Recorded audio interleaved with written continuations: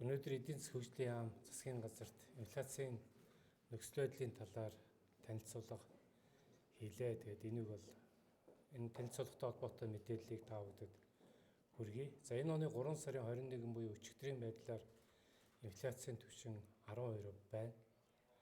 За хамгийн пиктэй буюу хамгийн өндөр түвшиндээ хүрсэн цаг хугацаа бол 2022 оны 6 дугаар сард байгаа. 6 дугаар сард инфляц 16.1% байсан. 22 оны эцсийн байдлаар инфляц 13.2 байсан.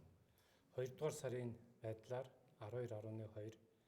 За ингээд өчигдрийн байдлаар 12% инфляцтай байна. Эндээс юу гэж харагдаж байна вэ гэвэл инфляцийн түвшин бол тасралтгүй бууж байна.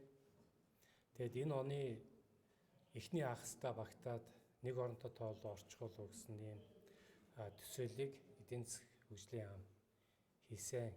За үүнд юу нөлөөлж байна вэ гэдгээ та бүхэнд хэлье. Нэгдүгээрт нь Монгол улсын худалдааны гол түншүүд болох Бүгд найрамдах Хятад ард улс, Оросын холбооны улс, Солонгос, Туркт инфляцийн түвшингүүд бууж байгаа. За Бүгд найрамдах Хятад ард улсад инфляцийн түвшин 1% байна. Солонгос 4.8 байна. За Оросын холбооны улсад инфляцийн түвшин 11%-тай байгаа. Энэ бүх газруудад инфляц бол сүүлийн саруудад тогтмол бууж байгаа. За тэгэхээр бидний худалдааны гол түншүүдэд инфляцийн түвшин бууж байгаа гэдэг бол энэ нэргээд манад инфляц буух нэг нөхцөл. За хоёрдугаарт нь ер нь дэлхийн нийтээрээ энэ улс орн бүрийн өмнө тулгамдаад байгаа инфляцийн эсрэг авч байгаа арга хэмжээгийг бодлогын арга хэмжээнүүдийг аваад үзэх юм бол үндсэндээ мөнгөний бодлогоо зохицуулах хандлага руугаа бүгд шилжиж орсон. Энэ бол хамгийн бодиттой бөгөөд зөв арга хэмжээнүүдийг улс орнууд авч байгаа. Тийм учраас инфляцийн түвшин бол бунаа гэдэг ерөнхий тийм хүлээлт бол хаа сайгүй бол бий болж байгаа. Өөрөөр хэлбэл мөнгөний бодлогын арга хэмжээ гэдэг нь бодлогын хүүгээ нэмэгдүүлэх ийм арга хэмжээнүүдийг улс орнууд бол аваад тууштай хэрэгжүүлээ явж байгаа. Тэгэхээр энэ бол үр дүнгээ өгнө гэж үзэж байгаа. За 3 дугаарт нь бол Монгол улсын хувьд мөнгөний бодлогын хүүгээ бол мөн хэвээрэн байлгалаа. За үүнээс гадна мөнгөний бодлогын хүү түвшин хэвээрээ гэдэг нь үндсэндээ инфляцтай бол инфляцийн эсрэг авч хэрэгжүүлж байгаа арга хэмжээгээ бол цааш үргэлжлүүлээд авна гэсэн. За инфляц буюу мөнгөний бодлогын арга хэмжээ бол дан ганц өөрөө бол хангалттай биш. Тэгэхээр яах аргагүй төсвийн бодлогын арга хэмжээнүүд орж ирдэг. Төсвийн бодлого дээр аваад үзэх юм бол үндсэн тэнцэл байдаг. Үндсэн баланс энэ бол нэмэгтэй байгаа. Өөрөөр хэлбэл олж байгаа мөнгө, гарч байгаа мөнгө нь олж байгаа них зарцуулж байгаа нь бага гэсэн үг.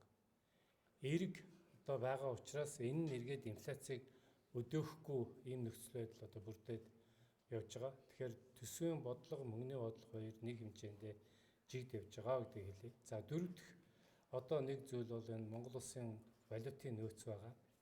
Ягаад гэвэл нэлээдгүй бараа бүтээгдэхүүний импортоор дамж орж ирж үнийн өсөлт явагддаг бол үүнийг барихад гол зүйл бол валютын нөөц байдаг. Валютын нөөц бол 3.3 тэрбум Америк долларын хэмжээндээ хангалттай хэмжээндээ байна. Тэгэхээр дээр нь валютын зах зээл бол тогтворчсон байгаа нь эргээд энэ инфляцид бол цаашдаа буух, энэ оны эхний хагастай нэг оронтой тооллоо орох энэ нөхцөлийг бол бүрдүүлнэ гэж үзэж байгаа.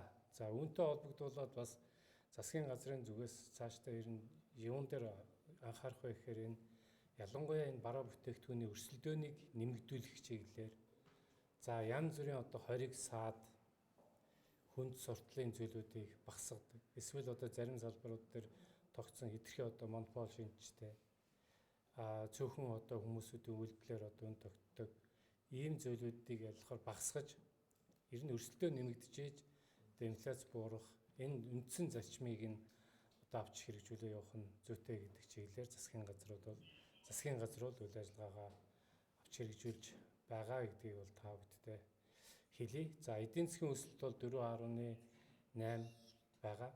Тэгэхээр эдийн засаг өснө гэдэг нь өөрөө манай эдийн засагт түүний дотор хувийн хвшлийнхний орлого үйлчилгээ бол нэмэгдэнэ. За энэ нэргээ тэнд ажиллаж байгаа ажлагчдынхаа орлогыг нэмэгдүүлэхэд чухал үүрэгтэй. За дараагийн нэг зүйл бол энэ хөдөөгийн өрхийн орлого байгаа. За өнгөрсөн 22 онд бол одоо орлого нь бодит орлого нь бол буусан, хамгийн ихээр буусан нь бол хөдөөгийн өрхийн өрхөхүүд байгаа. Тэгвэл үүнтэй холбоотойгоор арьс шир, ноолуур, махны экспортыг нэмэгдүүлэх чиглэлийн арга хэмжээнүүдийг засгийн газар авсан. Энэ нь бол үр дүнгүй өгч байгаа. Одоо хил бомтоор арьс ширүүд гарч байна. Ноолуур гарч байна. За энэ хөдөө аж ахуйн мах гарч байна. Түүхэд энэ үн бол нэлээд өсөх хандлагатайгаа байгаа нь эргээ цаана одоо хөдөөгийн одоо малчин өрхүүдийн орлого бол нэмэгдэх одоо гол суурь болж өгч байна гэж одоо үзэж байгаа. Нэг ийм бодлогын арга хэмжээнүүдийг товчхон танилцуулбал ийм байна. Үндсэндээ инфляцтай бол бид нар макро эдийн засгийн үндсэн бодлогын арга хэмжээнүүдээрээ авч хэрэгжүүлж одоо инфляцийг буруулах бодлого барих нь бол хамгийн зөв бодлогоо гэдгийг бол зөвхөн Монгол битгий бусад улс орнуудын одоо туршлага харуулж байгаа. Тэгэхээр засгийн газар энэ бодлоготой бол одоо тууштай хатуу явна гэдгийг хэлье.